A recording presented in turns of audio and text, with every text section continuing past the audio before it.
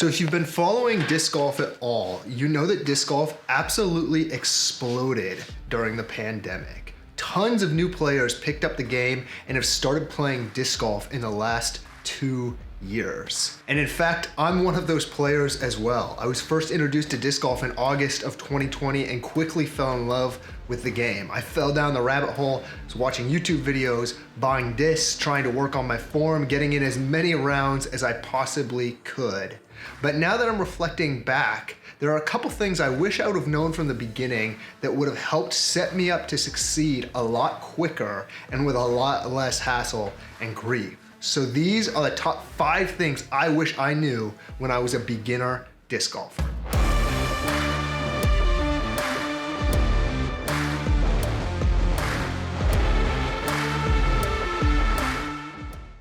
Oh yeah, baby, long bomber hole, 265 to the pin. You know what that means. I'm going with the ESP Nuke.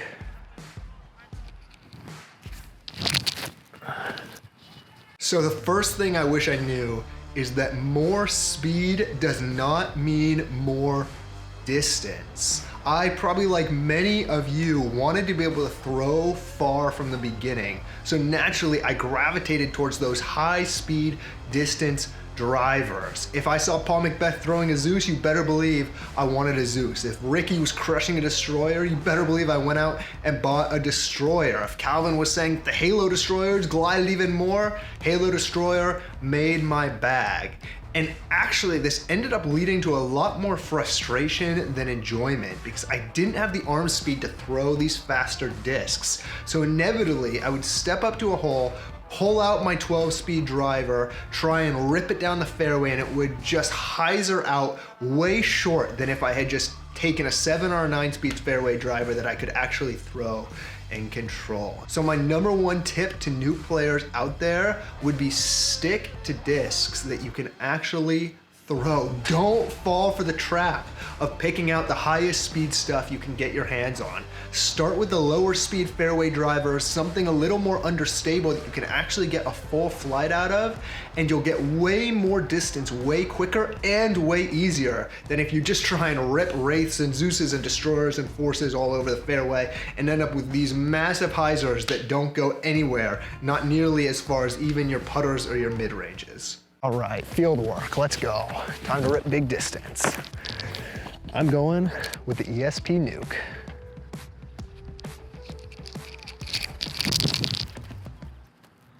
So that leads me straight into the second thing, which was as a beginner player, I only focused on trying to throw far. Throwing far in disc golf is something everybody wants to do. Everybody's comparing how far they can throw and wants to have the biggest arm to score well on the course. Now, if you just care about having fun and throwing far and that's what you're focused on, then hey, more power to you. But if you actually want to learn and grow and improve as a disc golfer, to shoot better scores, to place better in weeklies or tournaments, then it's so important that we focus on the other aspects of the game just as much, if not more, than distance. Early on when you're playing disc golf, you can actually score really well without being able to throw very far. I'm not the farthest thrower out there, as you know by my challenge, my road to 450. I'm struggling with distance, and I have friends that I play with regularly who can outdrive me by 100 feet no problem.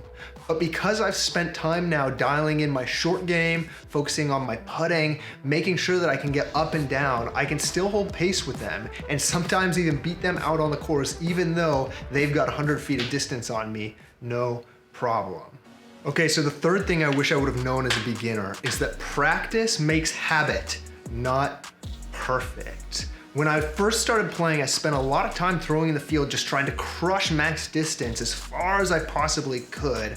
And actually what this ended up doing was creating some really bad habits in my form that now I'm still trying to undo and fix. I really wish I would have put in the time early on to find out what good technique, what proper form looked like, and maybe even to get a coach, to find somebody at my local disc golf course who's a pro, who's seasoned and knows what they're doing, to give me pointers and advice and help me throw well. Really nailing the fundamentals of the backhand and the forehand technique are gonna set you up for success. Now, this is a long and a slow process, and you probably can get away with bad technique for immediate results, but ultimately it's gonna set you up for failure down the road. It's so important that when we're getting in our reps, when we're practicing our form, that we're practicing correctly, we're practicing the proper fundamentals, or else what we're gonna end up doing is ingraining bad habits and bad technique into our muscle memory. That's gonna take us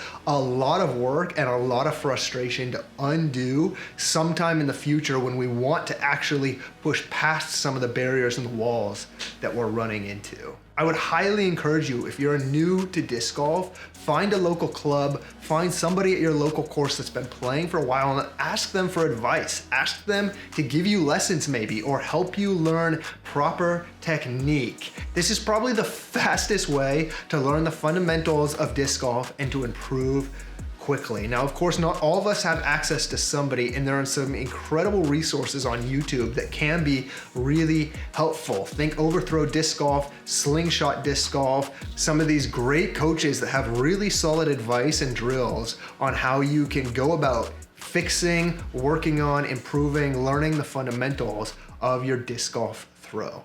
Okay, so the fourth piece of advice I would have for you if you're new to disc golf is, if you can help it, hold off on buying too many discs too soon. Now, getting new discs is awesome and it's fun, and it's one of the things we all love about disc golf. But what seems to naturally happen is a lot of us spend more time shopping than we actually do practicing. Or if you've watched some of my earlier videos, you'll see that I bagged so many discs that could fly any way I wanted that I never had to actually learn any semblance of angle control, which has actually hurt my ability as a disc golfer. So do yourself a favor, save yourself some money, get a couple solid discs that you can really work with, and learn how to throw them on the proper angle. Not only will this help your wallet, but it will also help your game in the long run. Of course, buying a new disc every once in a while can help us stay in love with the game. It can be exciting. It can help reinvigorate our passion to get out and play, and that's a great thing.